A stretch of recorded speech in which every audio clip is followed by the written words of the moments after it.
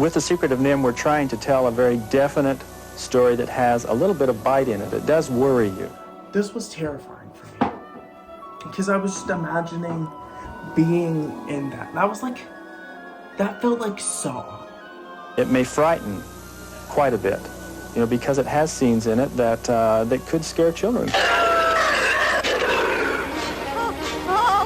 There have been talks of spin-offs, adaptations.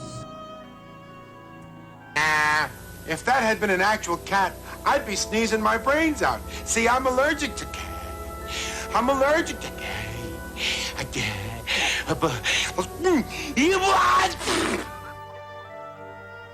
Bluth says it's the kind of animation Disney once did. But the trio departed the legendary Disney studio when they felt the old values had been set aside. This is an instant classic and the most appealing animated movie since Cinderella. We did, didn't we? We believed Snow White. We believed Bambi. Is that the key to making a good Yes, I think it is. It's a classic adventure in family entertainment.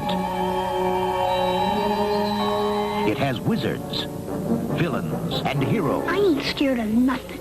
It's a fantasy full of adventure, dangers, and magic. Look there, right before your eyes, and beyond your wildest dreams. Discover The Secret of NIMH. Starts Friday at a theater near you. Check paper for theaters and times.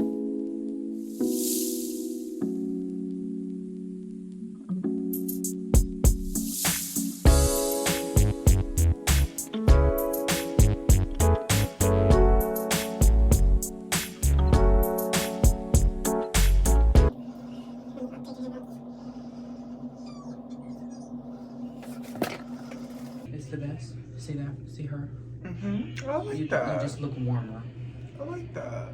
I do. I look more alive. You look more like a person. It's I less kind of look like corpse-bride. Elvira right now. The skin's giving Elvira. Yeah, you kind of look like Sharon Needles. Never Not say in a that way. again. Never Never say that again. No, like, here, close your mouth. Yeah.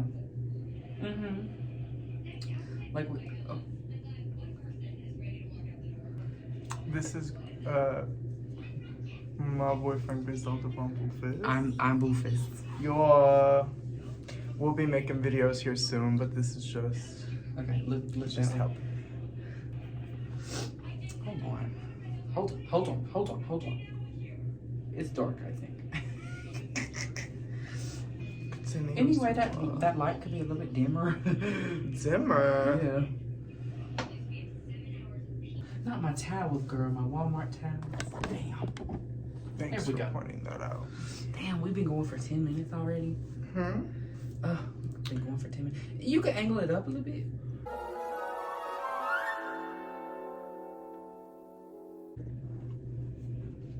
When you think of Don Bluth, you must likely think of films such as Anastasia, Land Before Time, Thumbelina, All Dogs Go to Heaven, or even films that have more occult followings, such as The Pebble and the Penguin, or even the film that we're talking about today, The Secret of NIMH.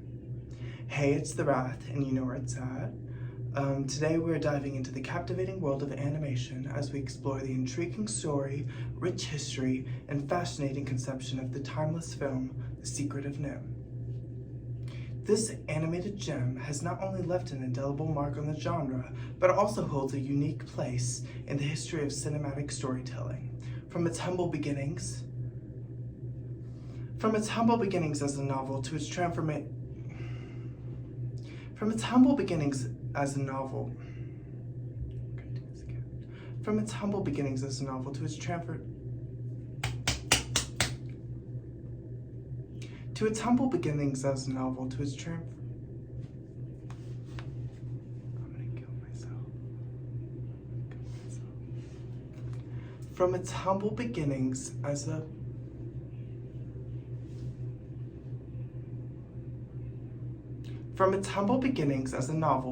to its transformation into an animated feature, we'll uncover the remarkable journey that led to the creation of this beloved classic. And, of course, we'll delve into the film's intriguing relationship with Disney and its impact on the animation landscape. So, grab your popcorn and get ready to unravel the secrets behind The Secret of Nimh.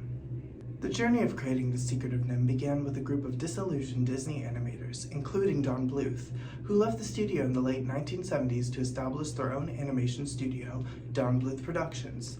They sought to break away from the formulaic approach of Disney and create a new, mature, and more emotionally resonant films. The filmmakers decided to adapt Robert C. O'Brien's novel, Miss Frisby's and the Rats of Nimh, into an animated film. The screenplay was carefully crafted to capture the essence of the story while expanding upon the characters and themes. This involved extensive storyboarding and script revisions to ensure a compelling narrative. The Secret of Nimh combined traditional hand-drawn animations with innovative techniques. The animators utilized techniques like rotoscoping, where live-action footage is traced to create a more realistic and fluid character movements. Computer-generated imagery, CGI, was also employed for certain sequences, such as the depiction of the spark in the climactic scene. The film's art direction was crucial in establishing its unique visual style. The team aimed for a darker and more detailed look, which contrasted with the bright and cheerful aesthetics of many animated films at the time. I mean, when you look at films such as even films like The Great Mouse Detective, they are not as dark, as grim, or as packed with death as The Secret of Nimh. You get what I'm saying? These characters in Disney don't have children who are suffering from a terminal illness. You get what I'm saying? The stakes of them running across the world to find their children or to find like a cure for their children, it's not as high as this. And even when you look at movies like Anastasia, where there's this evil man that cursed an entire bloodline and is like hunting down every single person alive, you don't see that with Disney. You really don't. And so I think the fact that Don Bluth is able to take these movies in a more mature direction while also being relatable to these audiences is very powerful. The backgrounds and character designs were meticulously crafted to enhance the atmosphere and immerse viewers in the world of Nimh. The film featured a talented cast of voice actors who brought the characters to life. Elizabeth Hartman, who voiced Miss Frisby, while experienced actors such as Dom DeLuise and Derek Jacobi lent their voices to memorable supporting characters. As is shown in the introductory clip, the voice of Jeremy is one of the actors mentioned. And I think it's very interesting the way they casted this movie with these voice actors, because it's real. It feels really real, and each character feels explored individually at an extensive point, at an extensive level.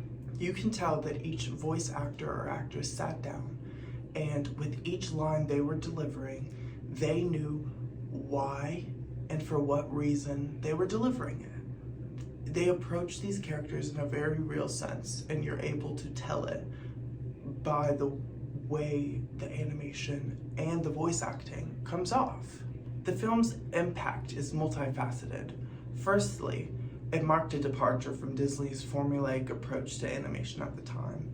Bluth, along with a group of former Disney animators, left the studio and founded their own company, Don Bluth Animations, in order to create a more mature and emotionally resonant style of animation. This decision led to a more intricate narrative, darker themes, and a willingness to explore emotional depth that wasn't common in mainstream animated films of the era. So what I think is very interesting about this is The Secret of Nimh was turned down by Disney, according to gossip or movie legend. The Secret of Nimh was turned down by Disney because it was apparently too dark of a film. But mere months to a year later, after The Secret of Nimh's original release, Disney releases The Black Cauldron, which, if you know Disney's history, you know how big of a flop The Black Cauldron was. No one was watching it. It's gotten a cult following now, but people didn't fuck with it. And for a good reason. I mean, it was giving Lord of the Rings dupe. It was giving, nothing we haven't seen before to a greater, more elevated style. You get what I'm saying? Not like The Secret of Nimh. The Secret of Nimh and really everything that the Don Bluth production has given us is something completely untouched by Disney in some way, which I think is such a beautiful thing. You get what I'm saying? The Secret of Nimh is also influential due to its technical achievements. The film showcased advancements in animation techniques, including the use of computer-generated imagery for certain scenes. This fusion of traditional hand-drawn animation and computer-generated elements was groundbreaking at the time, setting the stage for future of animation. Basically, they wanted to be him. They released this movie and everyone at the time was like, how can we emulate this? How can we try to capture this grim yet powerful and soulful story? You get what I'm saying? And Disney couldn't do it, not to the same extent. And Don Bluth explains very extensively why he doesn't like the changes that Disney's made and why it relates to why we don't connect as deeper with the characters. Some of the production values that you used to see were just not there. You know, they had knocked out contact shadows underneath the characters. They had stopped doing multiple passes through the camera, which gets you just this beautiful, magical look on the screen. To say nothing of the stories, which no longer had any bite in them. You know, they were very, very safe stories. What are you... Pictures isn't just the look of it, it's the story. It's the thing that, that came across as real. Not phony at all. It was real and it moved and... We did, didn't we? We believed Snow White. Yeah. We believed Bambi. Is that the key to making a good yes, I think it feature? is. Furthermore, the film's impact extends to its storytelling and character development. It tackled complex themes such as ethics, morality, and the consequences of scientific experimentation. The character arcs of Miss Brisby and the Rats, particularly their quest for self-discovery and freedom, resonated with audiences and highlighted the importance of empathy, courage, and unity. Don Bluth Productions played a pivotal role in inspiring the Disney Renaissance, a period marked by a resurgence in Disney's animated film success during the late 1980s and the early 1990s. Bluth's departure from Disney's and his founding of his own animation studio brought forth a new wave of competition and innovation. Films like The Secret of Nimh, An American Tale, and The Land Before Time showcased his commitment to storytelling depth, emotional resonance, and meticulous animation. This, in turn, spurred Disney to reevaluate its approach to animated filmmaking, emphasizing stronger narratives and character development. The challenges posed by Bluth works pushed Disney's to raise their standards and led to the creation of iconic films such as The Little Mermaid, Beauty and the Beast, The Lion King, and other iconic classics, marking a renaissance that reinvigorated Disney's animation legacy. So it can be said that without Don Bluth, and Don Bluth quite literally lighting a fire under Disney's ass, the Disney Renaissance and a lot of movies that we've come to love, it wouldn't be the same. They wouldn't have the same soul. It wouldn't be the same animation style. It wouldn't be those kinds of things. And I think that's very powerful because, you know, who is Don Bluth, you know, compared to Disney? What is Don Bluth Productions in compared to Disney? They're nothing. They're just a bunch of artists. Don Bluth Production was just a bunch of artists who were just trying to express their passion. And Disney's a big corporation that looks to, you know, make money in whatever way it can, which, you know, is very transparent in the way Don Bluth speaks about Disney and his time working at Disney. It is what it is, you know. It is what it is. So now, getting into the reviews and criticism and, like, you know, what people think about this movie and the perception of this movie and how well, you know, sales and everything went. Starting off, I'd like to thank the Secret of Nimh Wikipedia page and Cartoon Brew for a lot of the sources that I'm about to quote and cite for this section of the video. They were very helpful, and for anything I was even slightly hesitant on, they had an answer for it. So if you need like any resources like that for any reason, look into it. You get what I'm saying? There's someone out there who will be more passionate than you. Okay, so this first quote. The film's distributor, MGM UA Entertainment Co., barely did any promotion for the film, leading Aurora to finance the advertising campaign themselves. The financiers had expected the film to open in a wide release in 1,000 venues, but MGM opted for a limited opening weekend in 100 theaters, with its widest release in only 700. Although it faced competition, because at this time there were films such as E.T., The Poltergeist, Rocky III, Firefox, and Star Trek II, The Wrath of Khan. But in a lot of these theaters in which The Secret of NIMH was shown, it had really good ticket sales, even in comparison to these really popular movies that were doing really well globally. You get what I'm saying? It was seen that even though The Secret of NIMH had a limited release, even though that was the case, it sold well. It resonated with the people who watched it, and it made money. It did ultimately make them money. It wasn't a big box office explosion or anything like that. What needs to be recognized is the fact that he was able to get into the theater at the first place. Like, someone who leaves Disney, especially at this time when social media, when other things aren't as prominent. So, he doesn't have a ground to kick off of, really. You get what I'm saying? So the fact that people loved his work so much, even though it had such a minuscule amount of finances going into it and promotions going into it, really shows the quality of the work that Don Bluth Productions was putting into films such as The Secret of NIMH. As a result of its release in competition, NIMH became only a moderate success, grossing nearly $14.7 million in North America, though it was more successful on home video, cable, and foreign releases, ultimately turning a profit. So they didn't break any money from, making this movie. They didn't. They made their money back. And I think that is a big accomplishment. And people who don't know a lot about animation, especially, may not think that's you're breaking even, whatever. A lot of people don't.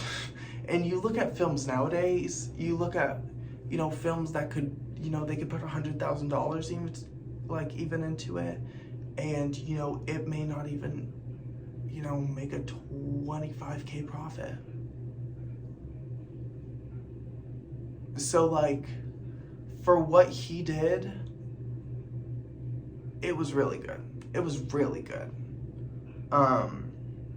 So yeah, The Secret of NIMH received positive reviews upon its release. It holds an approval rating of a 93% on Rotten Tomatoes based on 68 reviews, with an average rating of 7.5 out of 10. The consensus state, The Secret of NIMH seeks to resurrect the classical style of American animation and succeeds, telling a mature story with a rapturous presentation. The film also has a weighted average score of 76 out of 100 on Metacritic based on 15 reviews, which indicates general favorable perceptions. So basically, even to this day, The Secret of NIMH is viewed as a success. Is seen as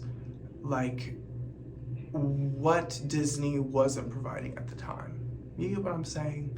And kind of a foreshadowing to what Disney will present in the future. What I think is so fun to talk about when it comes to movies is awards. And what were they nominated for? The Secret of NIMH was nominated for Best Animated Film and Best Fantasy Film at the Saturn Awards, and was nominated for Best Family Feature at the Youth in Film Awards.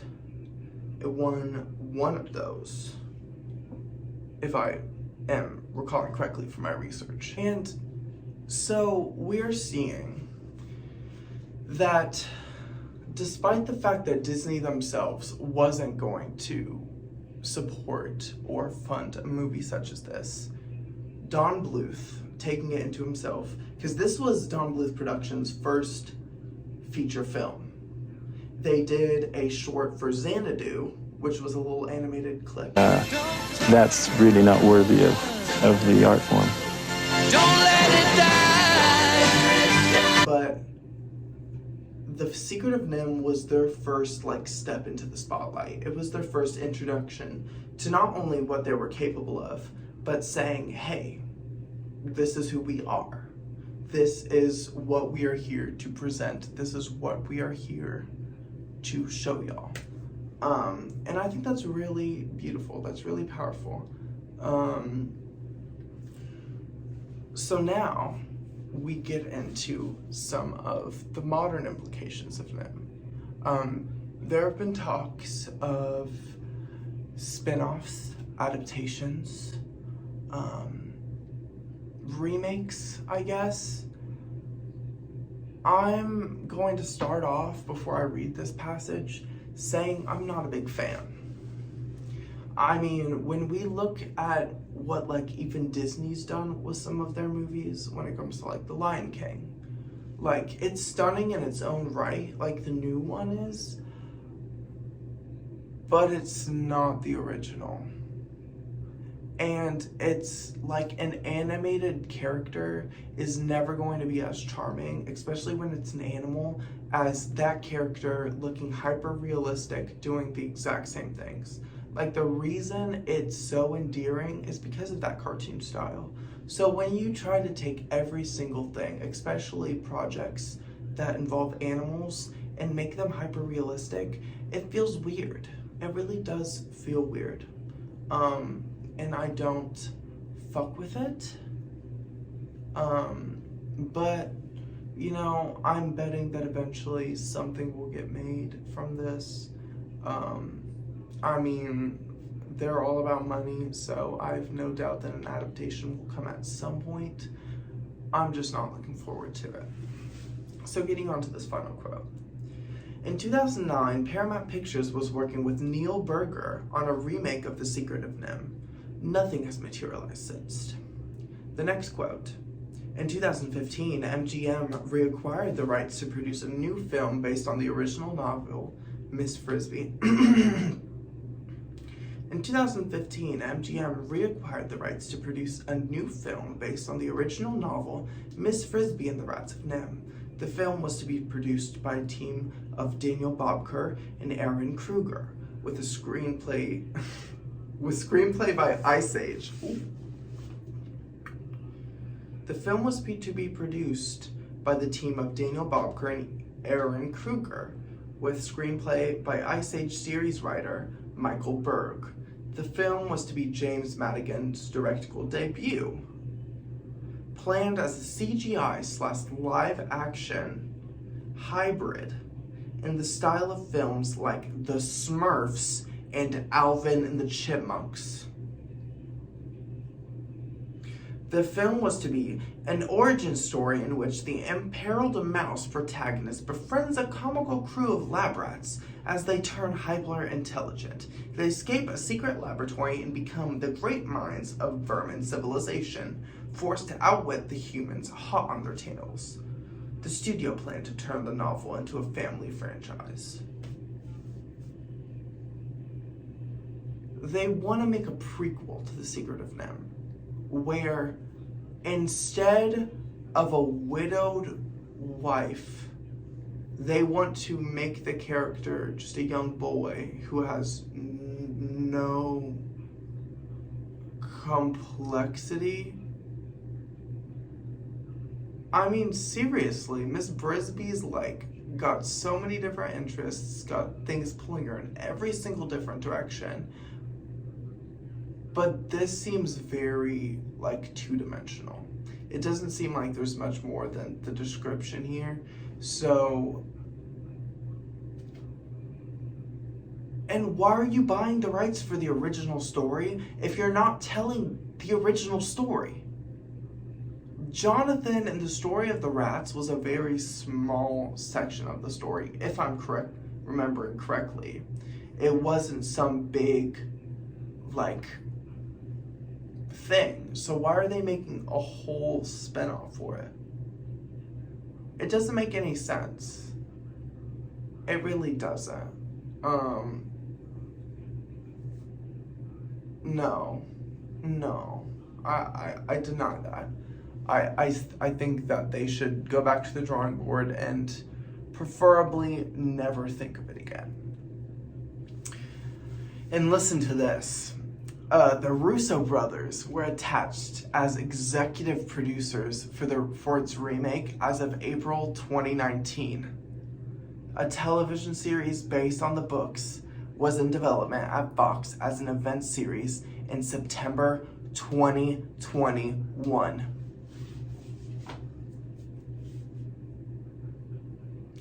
That means that any time now, quite literally any time now, we could be getting a Secret of Nimh series. An adaptation, a spin-off, whatever you want to call it.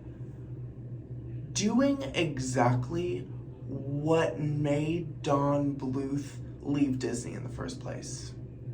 Completely copying everything that just seems remotely trendy to completely abandon any depth, any character expansion. You know what I'm saying? And you see this.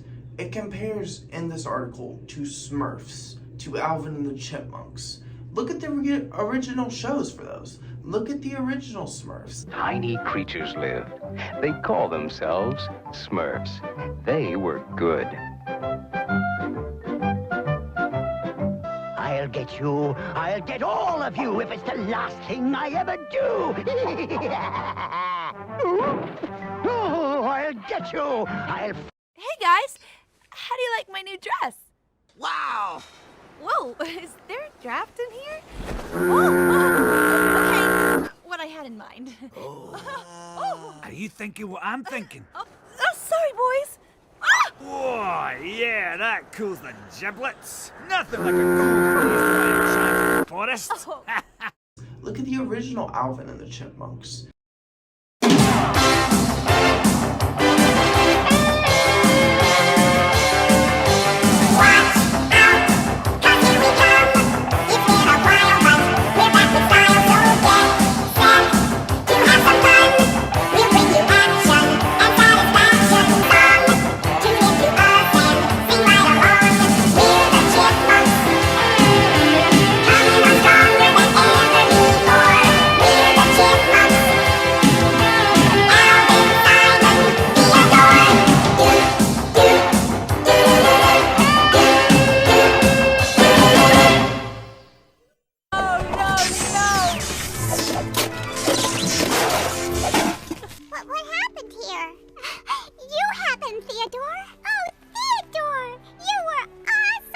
Absolutely amazing!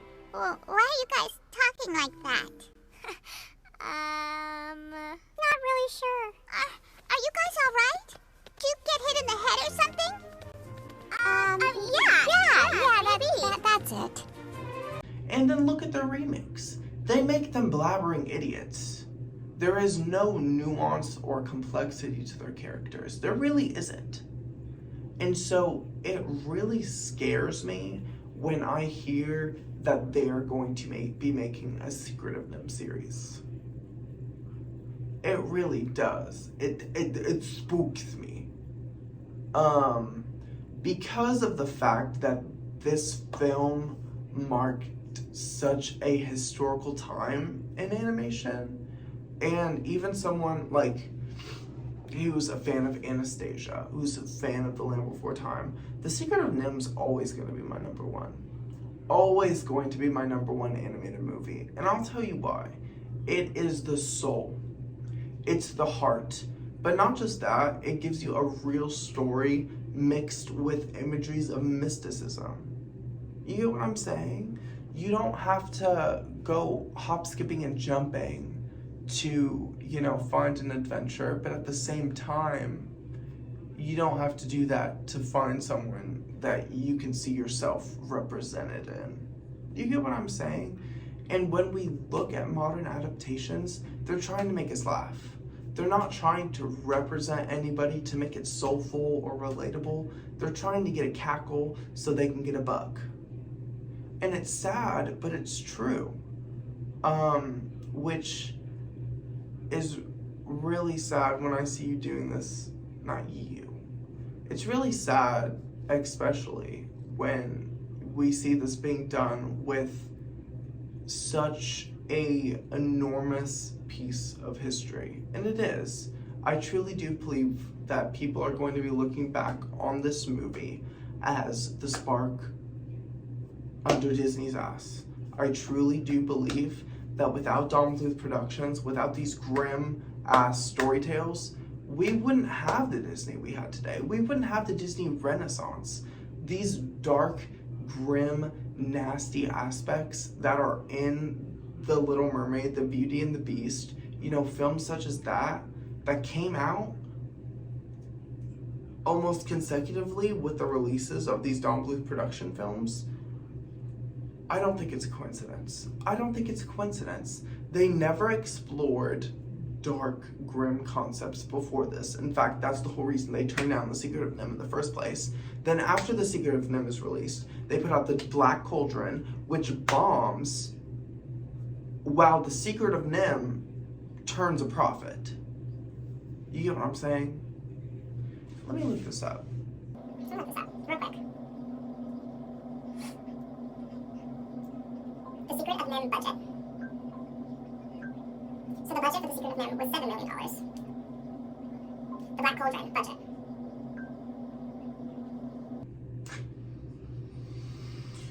Well, good Lord. If this doesn't show you anything, the budget for The Secret of Nimh, take a guess. Take a wild guess. $7 million. It took $7 million. And you may think, wow, that's a lot of money for an animated film. Guess how much Disney made The Black Cauldron for? Any guesses? $44 million. It says 44 mil, comma, 25 mil. So I don't know what that means. But box office, it only made 21 million. So I really am just, I'm not seeing, like, it just very clearly seems like a copycat move to me. Like, but anyways, I think it's important to look at The Secret of Nimh, its conception and its history when it comes to understanding the world of animation, the history of animation, how it relates to one of the biggest animation corporations to this day, animation producers.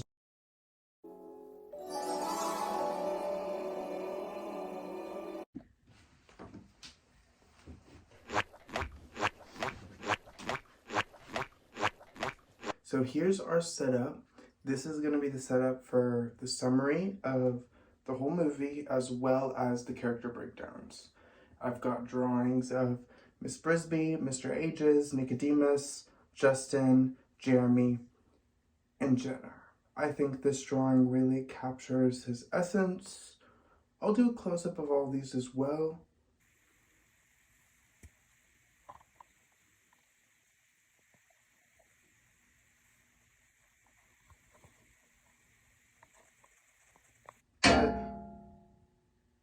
Anyways, okay, so starting off, the story follows the widowed Miss Brisby as she searches for a solution to her son's illness in an upcoming harvest day.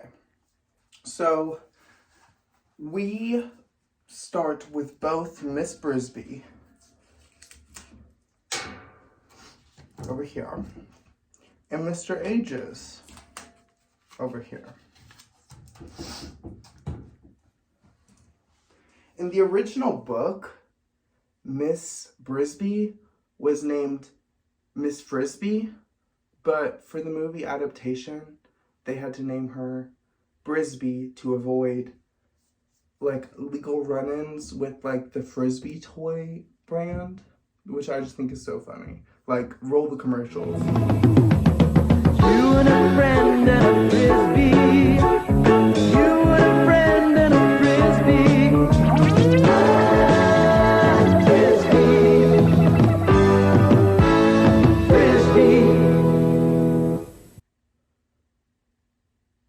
think that shit is so fucking funny.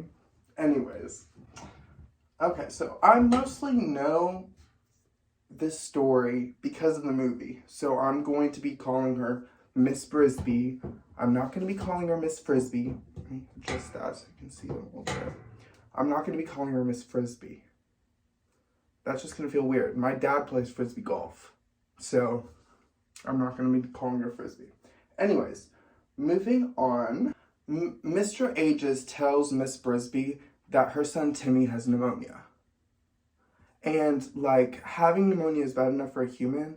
If I was, like, a person, not a person, if I was a mouse with pneumonia, no, take that moving plow, run me over a couple times, and see if pneumonia is still the worst of my problems. Like, seriously, let's go. So, yeah, she goes to Mr. Ages, and Mr. Ages makes her this solvent that she can put in Timmy's, like, soup or something so that he can get better. But the condition to this is he cannot get out of bed.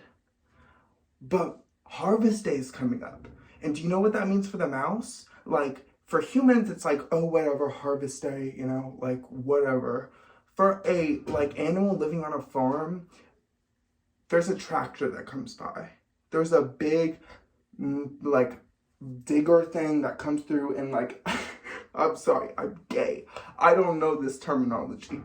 But it takes up all this land, and the Brisby household is burrowed underneath this land. I keep hitting this. Good God. Sorry. I'm so sorry.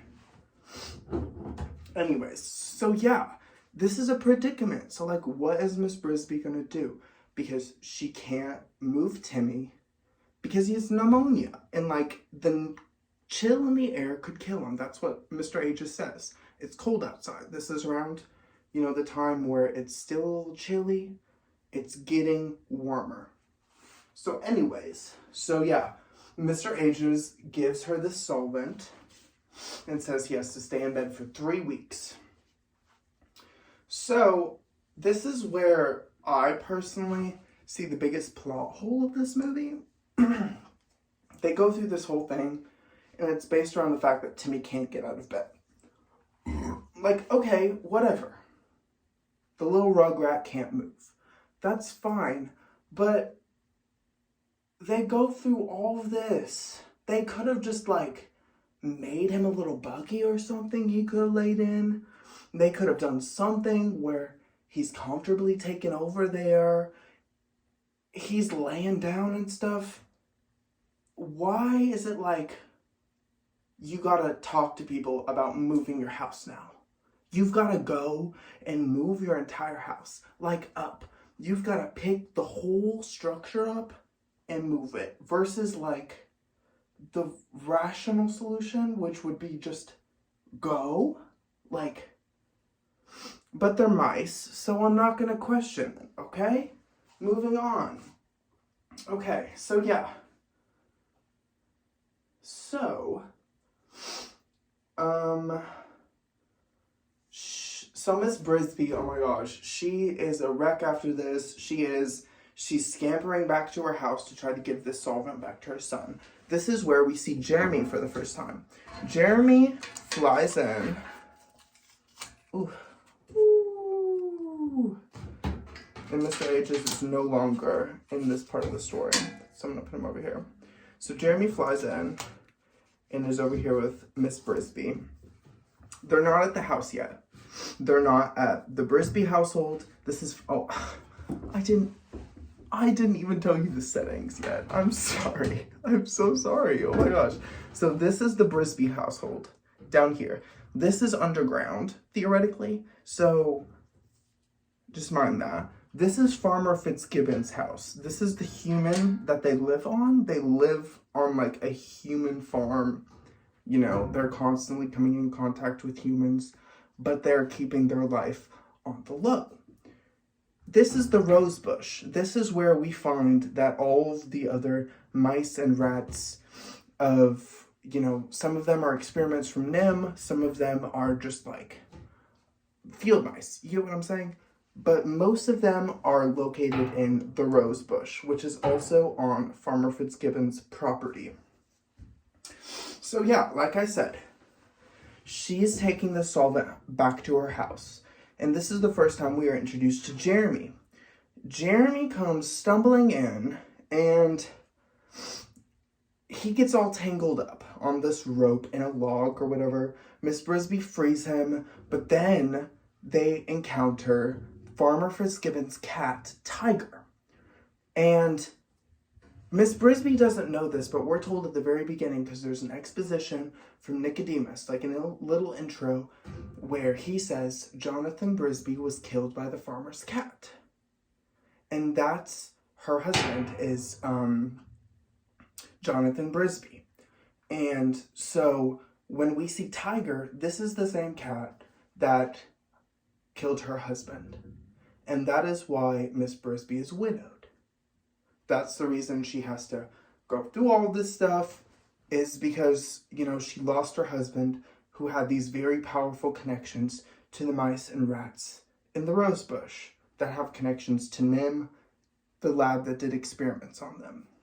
So, in this tumble with the cat, Miss Brisby loses. Okay, can we do that?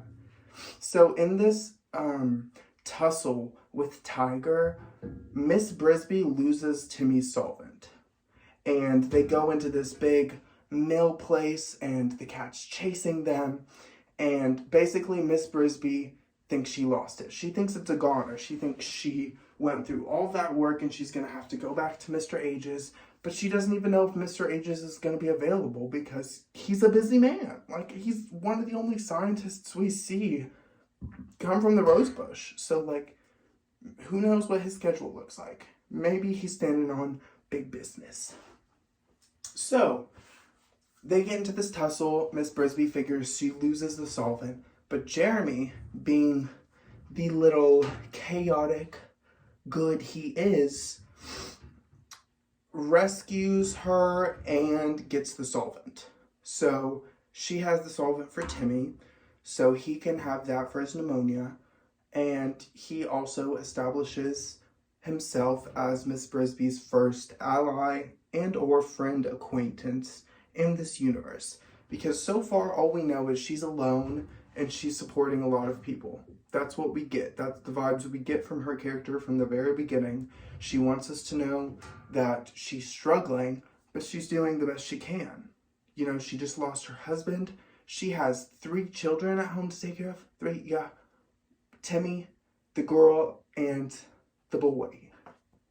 The other boy. I forgot his name. Anyways, moving on. So she has that solvent. And they figure they have everything settled, everything's good. And suddenly, they find out that Harvest is coming early. Harvest is coming early. So before she even has time to establish a plan, to establish what she's going to do for her children, it's kind of all up in the air. And it's around this point we're introduced to Auntie Shrew, which I didn't draw her because she's not as involved to the plot as she is just kind of there for comedic relief. But I love her. She's iconic. And what I love about this is when we find out that Harvest is coming early, like in the book, Miss Brisby plays a major role in stopping the plow from coming and ripping up everything. But in the movie, Auntie Shrew saves the day. She rips up that plow. She takes the little pump thing out and saves Miss Brisby. Saves the children, at least for the time being. So now that all this has happened, Miss Brisby's feeling this sense of chaos because, like, oh my gosh, you know, the plan that she had just solidified in her mind with the one person, Mr. Ages, who, you know, symbolized logic and reason in, you know, the world of mice. You know, that plan he even set set forth is like completely obliterated. So she has no idea what to do now. She's all alone, mind you. And for a mouse, she doesn't have a phone. So like, if she wants to see somebody, talk to somebody, she has to run miles. She has to go a long way. So yeah. At this point, Miss Brisby decides that the best thing she can do is go to the Great Owl. So the Great Owl is this character who is not within this range of settings. He is off somewhere. Who knows how far off? Who knows how long Miss Brisby took to get there? You get what I'm saying?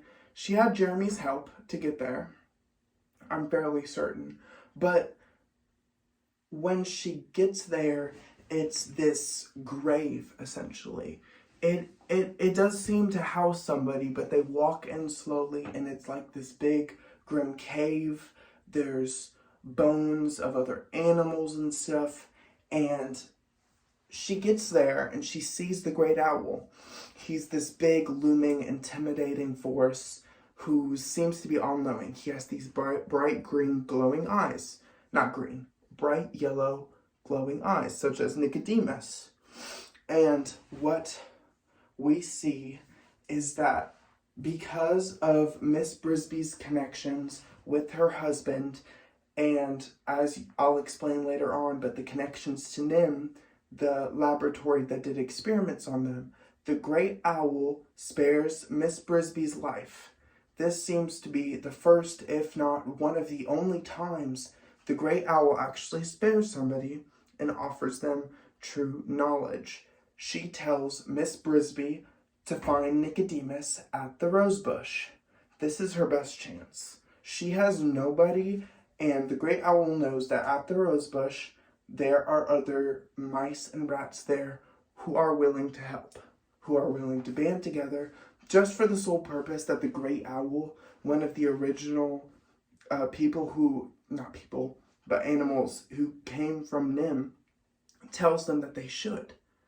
It's this loyalty, it's this solidarity between animals regardless of whether they're even a mouse or not. So, moving on. Now, Jeremy is no longer with them. Jeremy is sent to the house at this point because Miss Brisby tells him that she wants him to watch over the children and to make sure that no matter what happens, the children are okay. And there's really a funny scene that happens here. Auntie Shrew catches him, and the children catch him, and they think that he's like this spy or someone working for the rats that's trying to like come and, I don't know, get information on them or something. But the whole time he's with Miss Brisby or like in alliance with Miss Brisby and like just not telling them. So he gets hogtied by all of them. And I haven't said this before, but I think that Jeremy gives me like baddie vibes from Ferngully, but without like the musical aspect, without like the over-the-top charisma. I think he's there for entertainment and comedic purposes. You get what I'm saying? Compared to the other turns that Miss Brisby faces, you know, the more grim aspects of the plot, I think Jeremy serves as a really good contrast to all of that. You get what I'm saying? Okay, so after we see all this, we see that Miss Brisby has made it to the rosebush thanks to Jeremy. Jeremy took her there. And at this point, we are introduced again to Mr. Ages. We are also introduced to Justin. And then later on, we are introduced to Nicodemus. Not both, all in the setting of this rosebush. So, I'm going to move you guys a little closer because the only person left is Stinky Poo Poo Jenner. I don't like him. I'm going to adjust you guys for a second. Okay. So I'm going to sit down. Okay, focus. Okay, so now, all of these people are in the rose bush. She's here because she wants to see Nicodemus. She first sees this man, I think his name is Brutus, but he just starts attacking her for no reason, which, oh my god, what is he paid for? What is he paid for? You get in here and you see this huge court of like mice and rats and these animals fighting for like order and civility. The first thing you see when you walk in these doors is someone trying to attack you. What kind of order does that symbolize or show the person trying to walk in? Let me know. Let me know in the comments, please. Oh my god. And so she's terrified. She's just trying to find Nicodemus. She's just trying to find who the Great Owl sent her here for, okay? Leave her alone. She's trying really hard. So anyway, Mr. Ages shows up and is like, what are you doing here? And she was like, I saw the Great Owl. And he was like, oh my god, no you didn't, you liar. You did not see the Great Owl. No one sees the Great Owl. But she's like, I did. I did. And he said to see Nicodemus because my husband worked for Nicodemus, or not worked for them, but worked with Nicodemus. And I've got ties, okay? So shut up. Anyways, so they see Justin at this point, which they walk in on this court meeting, which, oh, fuck. I said I hate Jenner, but I have to introduce him now. I don't like him at all. I think he's one of the most interesting cartoon villains out there, don't get me wrong. I just hate him. I don't like him. Like, what are you gaining from this? No one's going to like you, even if you do succeed. No one's going to listen to you. So we see Jenner. He's this babbling, like, lunatic who's trying to take over the, like, the whole council there. He's trying to say that they should start a war on humans because, you know, they have this awareness now. You know, they shouldn't have to do anything like that. And they are trying to keep it low down, low key, or whatever. They don't want to do any of that. Why would they start a war with someone who can just throw a smoke bomb on them and just body them? You get what I'm saying?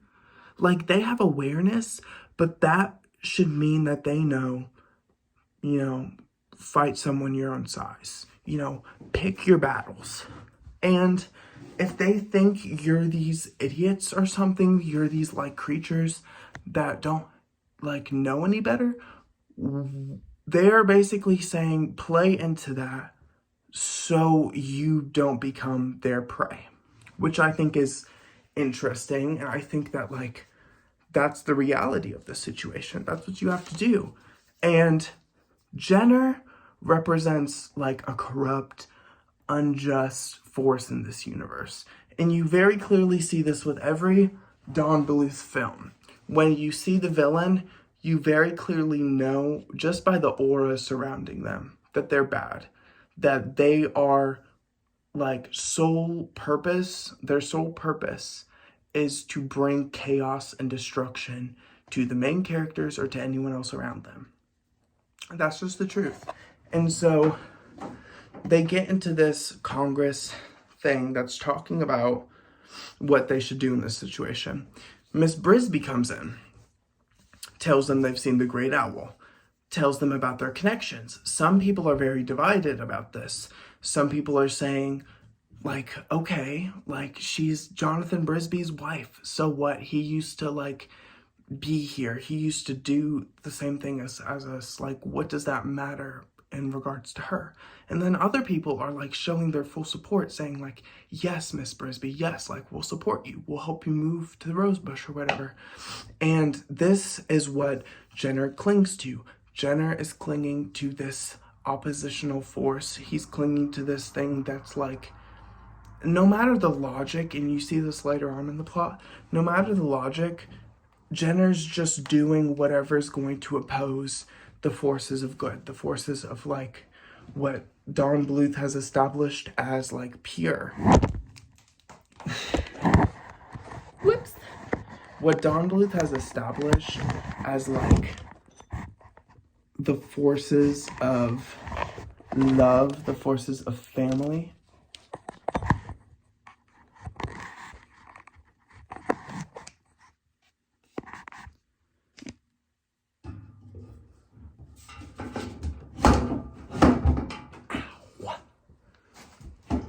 okay.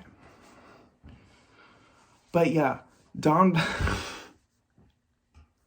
Bluth establishes themes of, like, love, family, togetherness, oneness, and Jenner opposes all of that. He wants everyone to fight for themselves. He doesn't want this, like, unity that Nim provides, because what's it gotten him?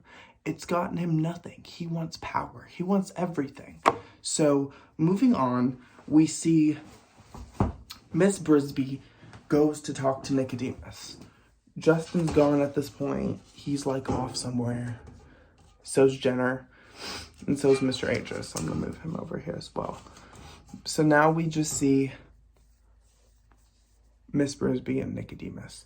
So in this meeting, Nicodemus gives her a stone that on the back says, you can unlock any door if you only have the key. And she doesn't know what this means. And the only reason she can read is because Jonathan himself taught her a little bit. And Nicodemus allows her to read some of his journal that he wrote. And when she reads the journal, she is transported into this other world. And the beginning of the sequence starts with a bit from the exposition, like I mentioned before, where he says, Jonathan Brisby was killed by the farmer's cat today. And so, at this point, she sees Nicodemus, Mr. Aegis, and her husband, Jonathan Brisby, and Nim. She sees them undergo these horrific experiments, these tests, these injections, and, like, you see all these different types of animals, monkeys, mice, rats, all these different things. Eventually, as a product of these experiments, they learned how to read, how to react to things in a similar manner as humans. So Nicodemus says, I looked down at the label on my crate one day and I saw that it said to open. So I opened it. And this is really interesting to me in a very similar way, not exactly, but to, like, creation of stories, or kind of like Frankenstein, kind of where you're creating a human, you're creating new life. The moment of awareness, the moment of consciousness where he says, like I'm you now. What is truly dividing me from you? Like, I can read, I can react, I can get myself out of these terrifying and traumatizing situations in a similar way that a human could. What makes us so different? That's what unsettled me so deeply as a kid, not to mention the terrifying animation. So she sees this. She sees that Jonathan Brisby played a key role in the mice and rats' escape from Nim, as well as Mr. Aegis, and that's the only reason they've been able to escape. So she gets this necklace. He's very vague about it, very, very vague, and then says essentially that courage of the heart is truly rare, but the stone has a power when it's there. So she doesn't know what this means at the time, but she takes the necklace, she takes the gemstone, and she goes about her mission. And Miss Brisby knows at this point that the reason Jonathan Brisby died was because they tried to carry out a plan to move from the thorn bush to a new location. And the only way they could do this was slipping sedatives into Farmer Fitzgibbon's cat so they would be allowed time to move without destruction, without, any worries that something could go wrong.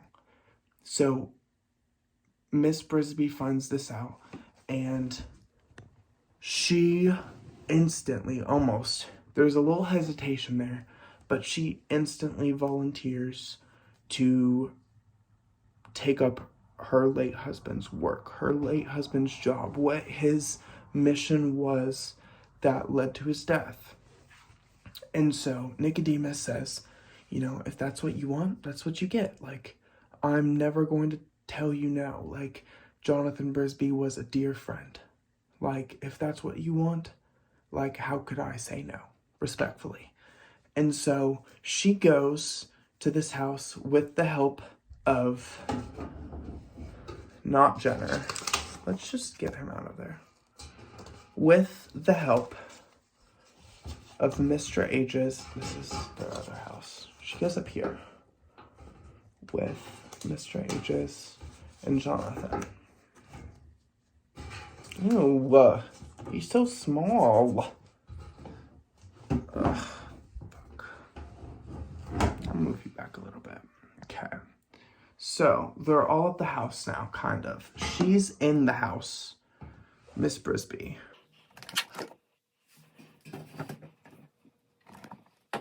Okay. As I was saying, Miss Brisby's in the house. She is actually in the house. They let her in through, like, floorboards under Farmer Fitzgibbon's, like, kitchen. And so before she is able to make this run, she's caught. She's caught by the little boy, Farmer Fitzgibbon's son, and she's put in this hanging cage in the kitchen. And here's, like, another problem I have with this. Hire Jerry.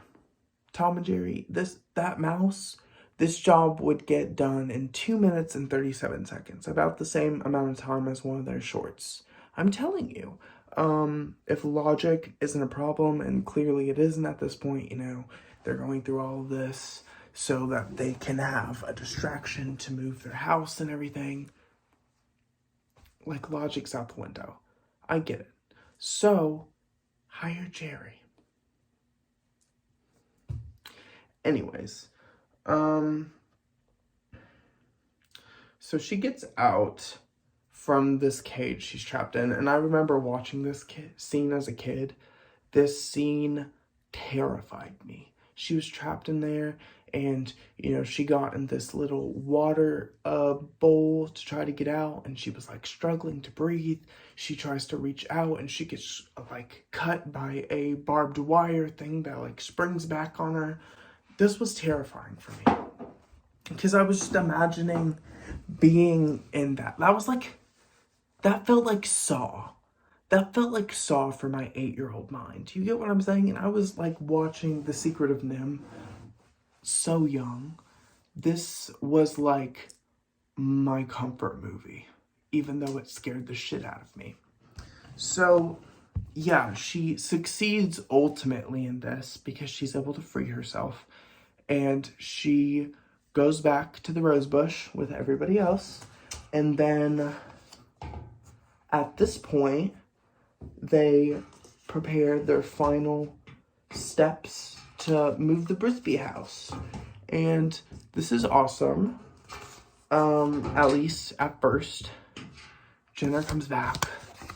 And there's this whole thing where he explains that he's gonna kill Nicodemus because Nicodemus symbolizes all things good about the mice or rats, apparently. So we need to destroy that. So I don't know, because logic's out the window with this movie. There's no logical reason to kill Nicodemus. You just hate old people? Were you gonna kill Mr. Ages next? Just because he's got white hair? I'm confused. I'm really confused. I get that, like, but it doesn't even seem like Nicodemus has any sort of power. It doesn't seem like he's some president or he's some, like, high chancellor or something. He just seems like some fucking smart old guy. So why are you going at him so hard? I don't get it. I don't get it. But all logic's out the window, as I said. So yeah, they're moving. They're moving all this shit. As I said, they're back at the house.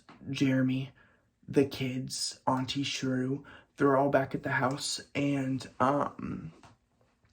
at this point, Jenner starts enacting some of his plan. He cuts a rope at some point, or his henchman does. Nicodemus ends up dying because something crushes down on them, the house.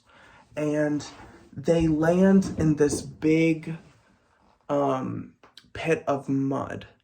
And it's very sad because instantly you know, like, they did all this for nothing. Like, at this point, they're not going to get it back up there. Like, you see instantly the house hits and it's submerged, just about. It goes in there, it's wedged into the mud. Like, all of their efforts gone, plus Nicodemus is dead. Nicodemus is gone. He's crushed. He doesn't have to worry about his diet anymore because he was crushed flat, like Flat Stanley. You get what I'm saying? He's paper thin now. So, anyways, R.I.P. Moving on. So Jenner and Justin get into this tussle. Like, they're fighting or whatever. He's like, you killed Nicodemus. And he's like, yeah, I killed Nicodemus. Like, it took you this long to figure it out. I'm like the only fucking evil person here. And he's like, how could you? And he's like, I'm evil. I just told you. Like, ugh. And Justin, like, puts up a good fight. And then, like, it comes to a point where he has the upper hand. And the only reason Justin succeeds in this tussle or whatever is because Jenner's henchman turns on him and literally stabs him behind the back. He throws a knife into Jenner's back. That's what I'm talking about. You know what I'm saying? The good guy isn't even the good guy in this situation. The bad guy was the good guy, ultimately, because Justin would have died. He had the upper hand. He could have very well killed Justin. So the bad guy was the good guy, which I think is very interesting. So all of this goes down, and we basically don't see Justin or Jenner anymore at this point from here on out. And we see them at this weird point. Mr. Ages isn't even really in the story at this point anymore. We see her waiting with these mice at the place where her house landed in the mud. So she's hopeless at this point. She doesn't know what to do because her house is rapidly sinking now. Her house and her children and everyone in that residence will be dead in a few minutes' time if she cannot do something to get it out. And she tries as hard as she can, and it's heartbreaking. It really is heartbreaking in this moment. You see a widowed mother who is fighting for basically all she has left with her life. She's a mouse. She has her children, and what else? You get what I'm saying? Like, this is so sad. But if you remember what Nicodemus said earlier, courage of the heart is truly rare. The stone holds a power when it's there. So, in this moment of turmoil and sadness, the stone begins to glow red. And Miss Brisby gains these psychic powers through the stone that allows her the capabilities to pick up the house and move it to where it needs to be. Move it to the other side of the stone where it's out of the way of the harvest. And this also presents a plot hole, kind of, because has she just not had that courage in her heart always?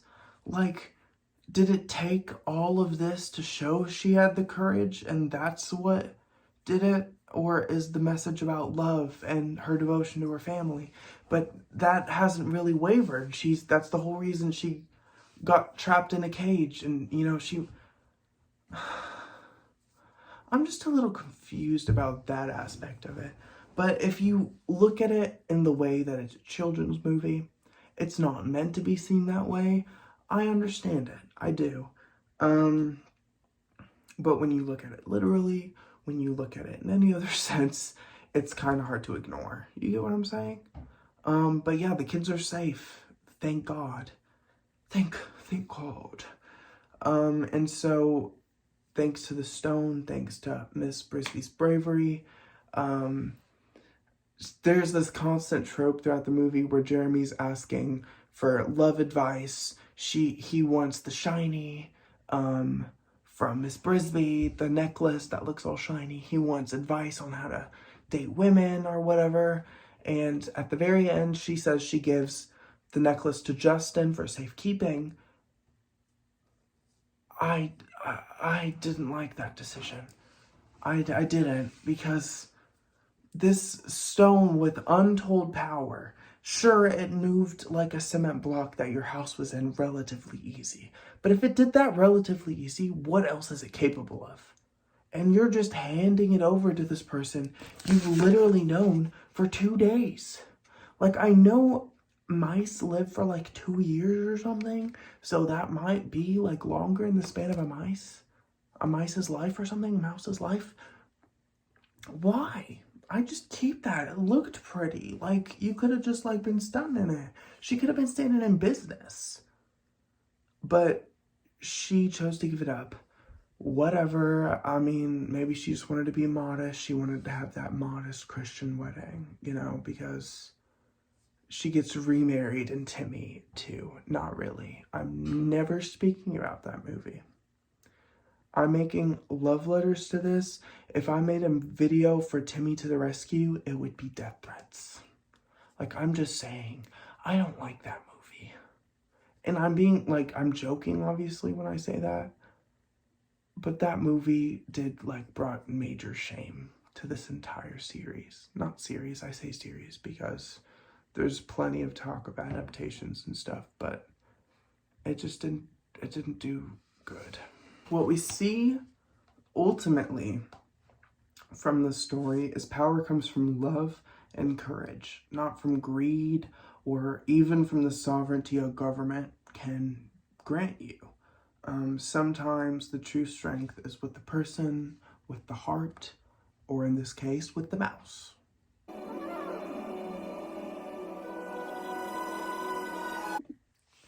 And now, onto the character analysis. So these are going to be more heavily scripted. This isn't going to be as improvised because I did do actual analysis into how these characters affect the plot, how they affect the themes of the story, how they drive the plot forward, or in others, other situations, other circumstances, really just fuck everything up. So, starting with Miss Brisby. In The Secret of Nimh, Miss Brisby symbolizes determination and courage in the face of adversity. As a widowed mouse seeking to save her family, she represents maternal strength and selflessness. Her character is essential for the plot as she embarks on the perilous journey to move her home before the plow comes, demonstrating her unwavering love for her children. Miss Brisby's resourcefulness and intelligence deepens the story, and she seeks help from the enigmatic rats of Nimh, revealing the complex history of experimentation that binds them. Her humility and willingness to learn contrasts with the rat's advanced capabilities, creating a rich interplay of characters. Miss Brisby's growth throughout the film, from the hesitant mother to a courageous protector, strengthens the emotional resonance of the narrative, making her a vital and relatable anchor for audiences. Please, forgive me for disturbing you, but my son's life is in great danger.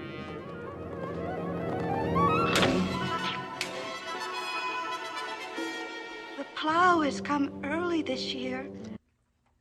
So yeah, basically she is just a really good person who does stuff selflessly. She doesn't need an ulterior motive.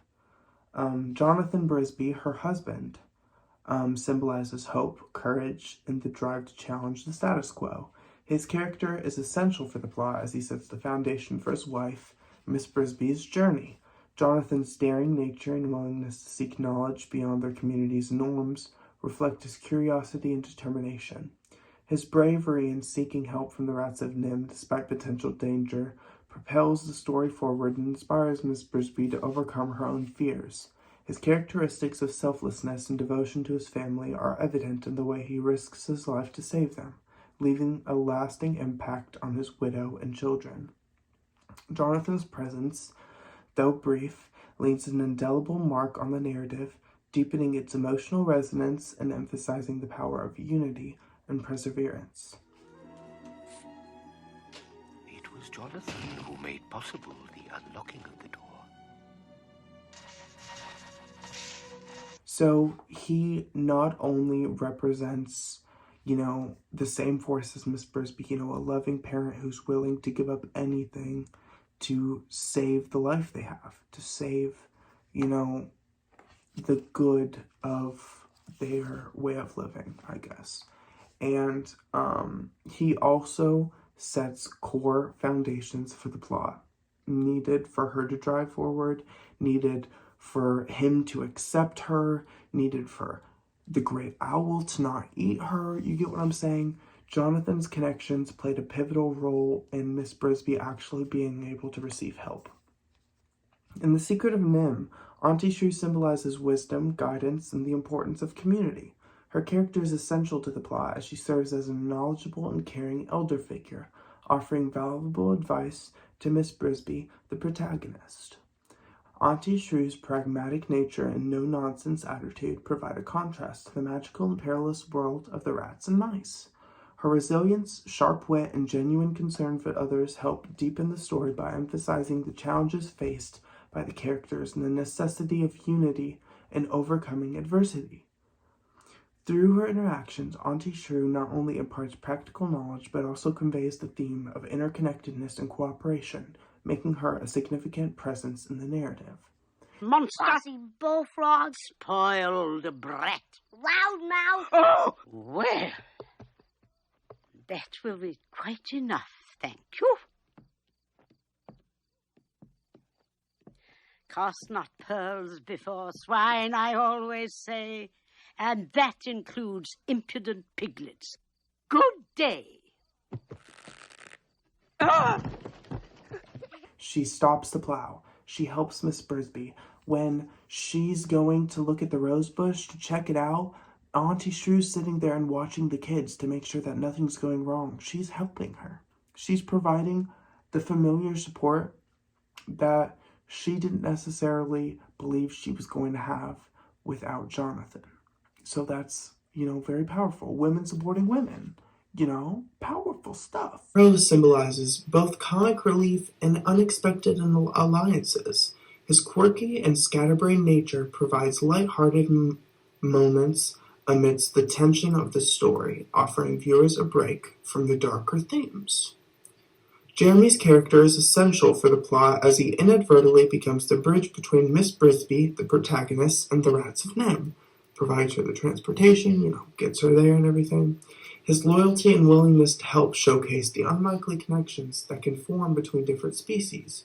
Jeremy's determination, despite his clumsiness, highlights the idea that even seemingly insignificant individuals can play a crucial role in larger events.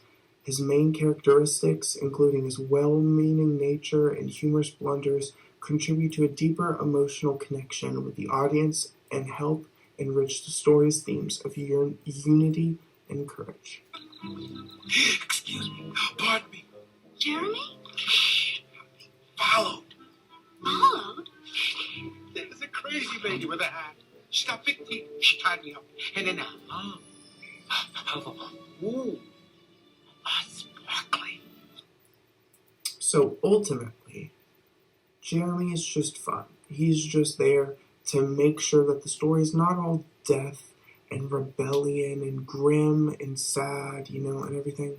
He's there to ultimately show that things don't have to be so bad. You know what I'm saying? In The Secret of Nimh, when it comes to Nicodemus, he symbolizes wisdom, leadership, and the mysterious connection between the rats and the magic of the rosebush. His character is essential for the plot as he guides Miss Brisby, the protagonist, through her story and reveals the rats' backstory and their escape from the National Institute of Mental Health.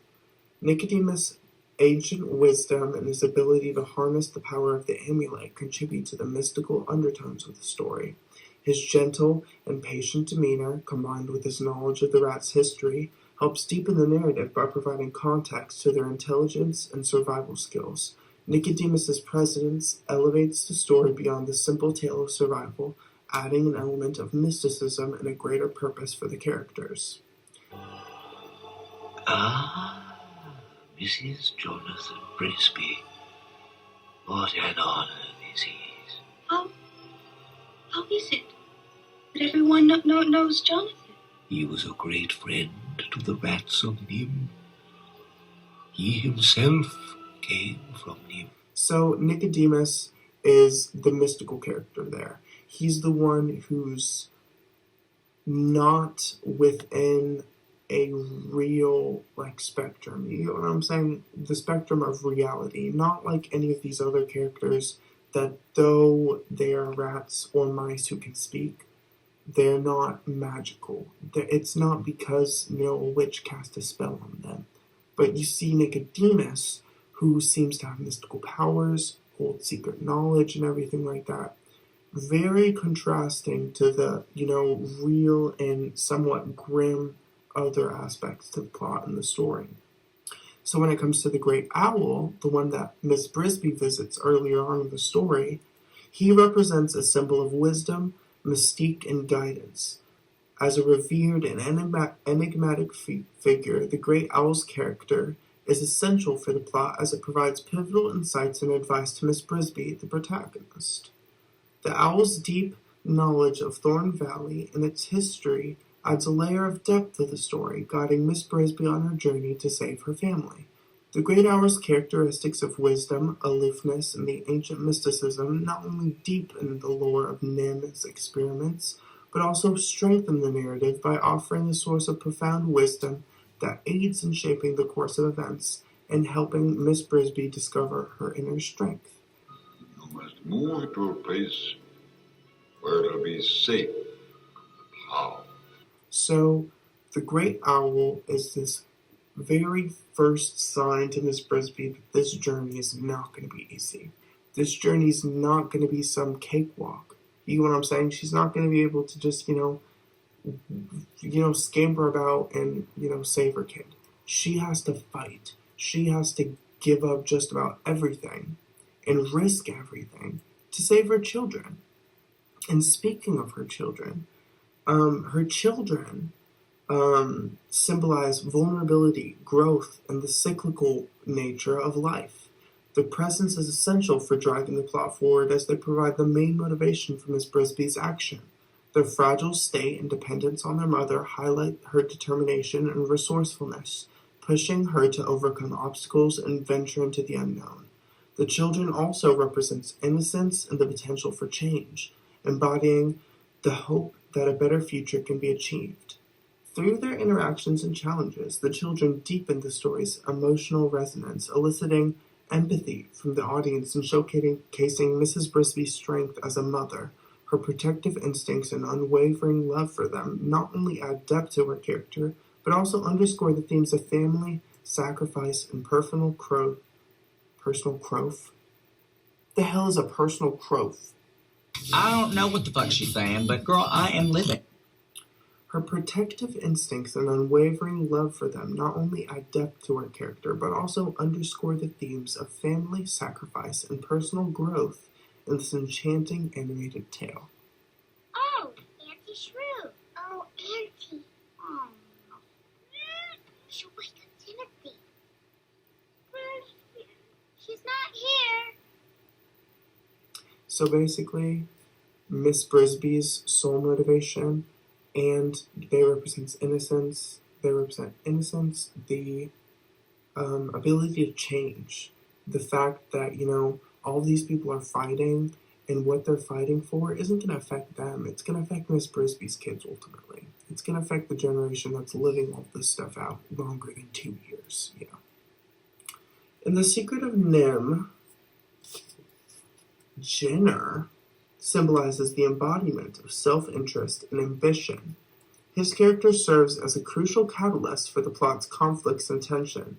Jenner's betrayal and power-hungry nature sparks the central conflict, driving the narrative forward as he seeks to undermine the efforts of the protagonist, Miss Brisby, and her allies. His main characteristics, such as his cunning manipulation, persuasive charm, and ruthless determination, deepens the story's themes of sacrifice, unity, and the battle between good and evil. By juxtaposing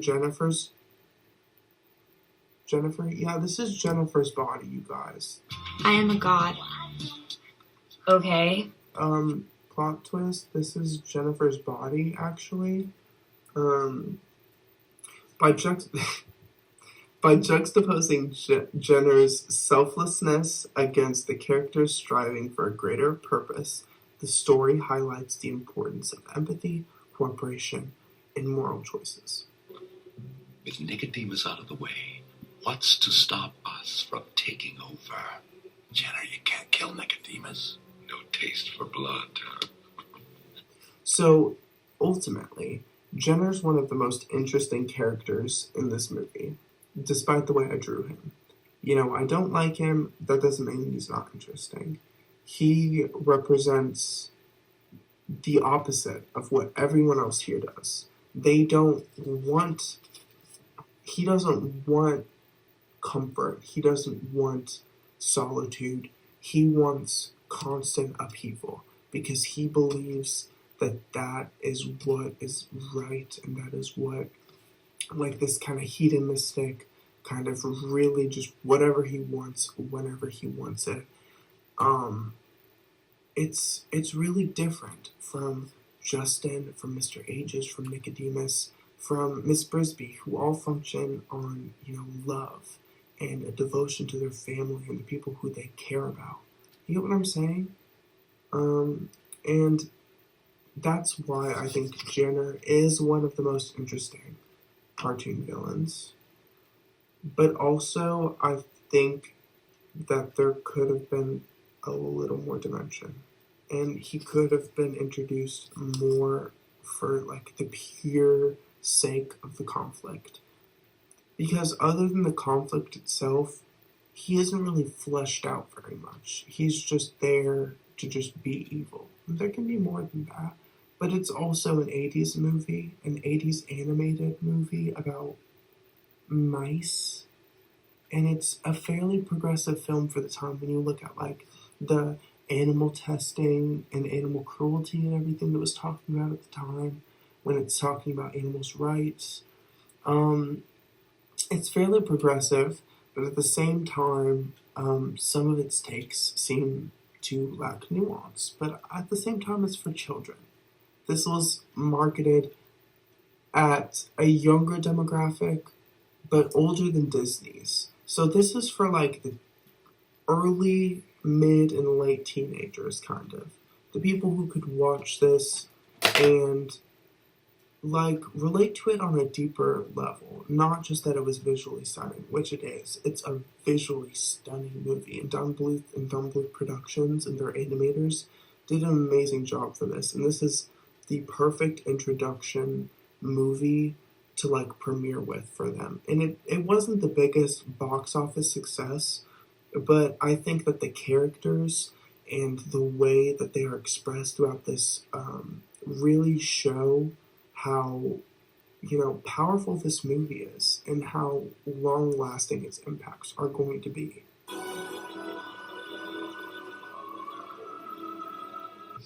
When doing research for this documentary-style video essay, I found very many interesting interviews and clips showing the conception and creation of The Secret of Nimh. And I think it's very important to see these and to keep them circulating because these are history. In the same way people talking about Disney films and talking about the history of Disney, these are important these movies are important stamps of animation that will be seen as such throughout all time.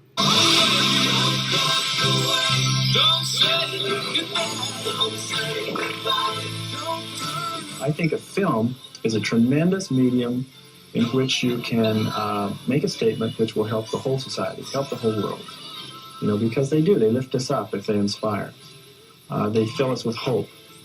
And they're like a leavening in the overall society. And we don't need pictures, movies that you go to that pull you down and that make you feel bad and that make you feel pessimistic and full of doom about the human race. I think you need pictures that make you feel hopeful. And they may not be seen as the great or the most, like, groundbreaking piece of media. But what's important is that they're telling the stories of real people. You get what I'm saying? It's very real to imagine a widowed mother having to struggle to help their sick children. That is a very real and sad concept. One that not only children would be able to resonate with, but parents would be able to resonate with. And that's something that's very not common with even Disney movies. A lot of them are specifically targeted for youth and for the fun and for the childlike whimsy. That's not what these films are. These films are dark. These films are meant to point out the aspects of life that we don't like looking at as much or we don't deem as beautiful. So I think this movie is very important, and so is Don Bluth Productions. And I don't think without Don Bluth Productions we'd have many aspects of the Disney Renaissance. So much of that has been dissipated since Walt's death. So much of it isn't there anymore. We don't see movies like Bambi or like Pinocchio or Snow White. And I think it's because some of those production values and some of the stories that had such a good bite in them, you know, those are not there. And I think that it's important to keep remembering these movies and remembering the stories of the animators and the artists who had to struggle and had to push past the norms of art and of animation and of production at the time to do what they deemed as right and as good and as best for the atmosphere of animation. You get what I'm saying? Because nowadays, when someone wants to make an animated movie and you want to do it with Disney, you pretty much have to be a graphic designer. You can't be like a hand-drawn animator. That's not what they need anymore. They're not looking for 2D animators, which I think is crazy. I do think it's crazy. I think with how big Disney is at this point, they should be able to do more. They should be able to set aside a part of the fucking enormous amount of money they get every year and invest it into their 2D animation. Because I don't think that people just stopped desiring 2D animation. And just because you make a bunch of children's TV shows that are 2D animated doesn't mean that, you know, now that you animate all of your mainstream Disney movies with CGI, it doesn't mean that we're, like, eating it up. And I don't think it's a coincidence that so many Disney movies recently have flopped. It's because people are tired. People are exhausted with this style of fucking animation. And I can see why. But when you look back to this era, there's not much to be, like, exhausted over. There's still stuff that people can rewatch and find new aspects of. You get what I'm saying? You can't do that with modern movies or animation in the same extent that you could with older animation. Just because modern animation lacks the complexity of storytelling, a lot of the times it lacks character developments. You don't see characters adapt or have to face real struggles when I say real, I mean realistic struggles. Not some like head in the cloud type of Disney whimsy. I'm talking about, you come from a dysfunctional family, you've got real ass life problems to deal with, and that's what's represented. You see that in Don Bluth. You see how just about every character in their stories is flawed in some way. And it's explored. It's adapted on. And Disney, even to this day, doesn't really do that. It doesn't. And it makes me wonder, do they need another Don Bluth Productions to come and light another fire under their ass or something? Because I truly don't understand how the mighty has fallen so far. And, Don Bluth Productions obviously isn't still kicking to the full extent as it was. And it surely isn't kicking to the same extent as Disney still is. They have a lot of work to do, Disney does. And I feel like looking to movies such as The Secret of Nimh and older pieces of animation would be great. And looking to it doesn't mean make a CGI remake. It doesn't mean make every single animated animal you see real. That's creepy.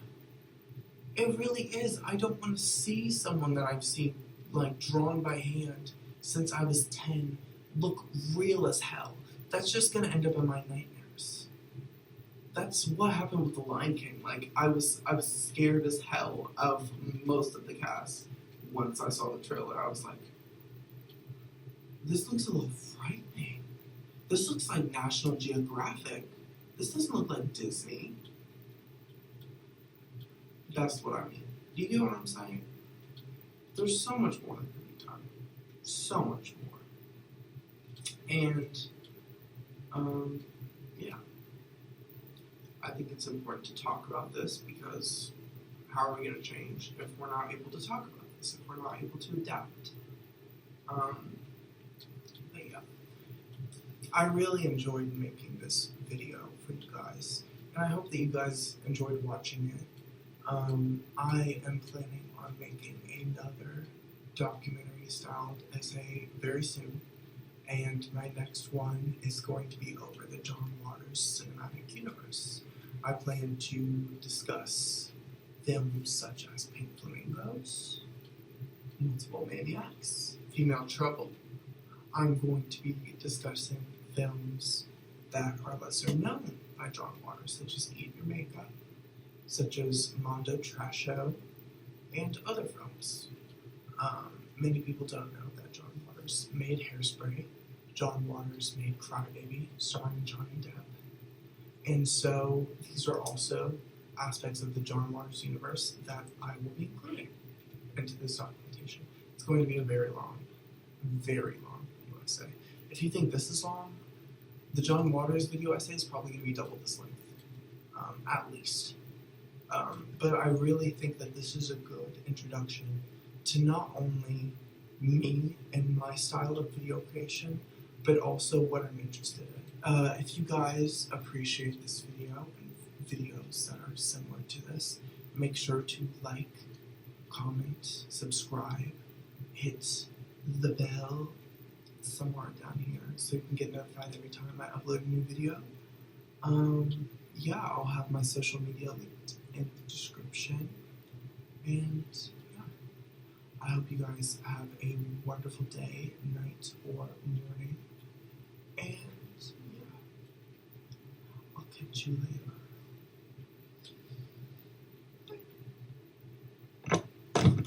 All that humor, we were united through marijuana, rage, defiance, and a sense of humor. And it became this little nucleus of this group insanity where we made these movies.